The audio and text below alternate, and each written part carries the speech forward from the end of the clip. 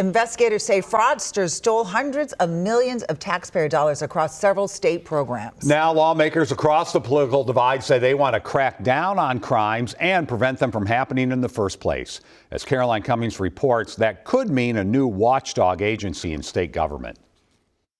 Thank you all for being here today. In a bipartisan show of force, lawmakers across the political divide sat side by side in a Senate committee Tuesday. The collective partnership of both sides to address this issue is good governance. To make their pitch for an Office of Inspector General, an independent agency designed to protect taxpayer dollars. An Office of Inspector General is more than catching fraud after it happens. It's about building on a culture of accountability and proactive oversight. The proposed office would conduct inspections, evaluations, and investigations of state agencies and programs to identify fraud, waste, and abuse and inefficiencies in state government. It would then provide recommendations for changes in law or refer cases for prosecution. It would also have a tip line for the public to anonymously report problems. We need to empower agency employees who see red flags of fraud to be able to freely report that information without any fear of negative consequences on their employment. 9 states have similar statewide offices of Inspector General. There are several additional offices associated with specific agencies or local governments in those states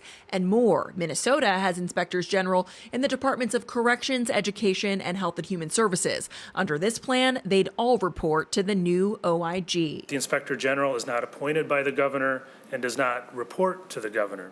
And there are several other ideas for anti-fraud proposals at the Capitol, including protections for whistleblowers who flag fraud and making sure agencies follow the recommendations of the Office of Legislative Auditor, which has already reviewed several state programs already.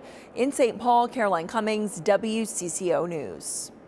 Governor Tim Walz has some ideas of his own. He wants to increase criminal penalties for people who defraud public programs and use artificial intelligence to try to flag potential programs early. Problems.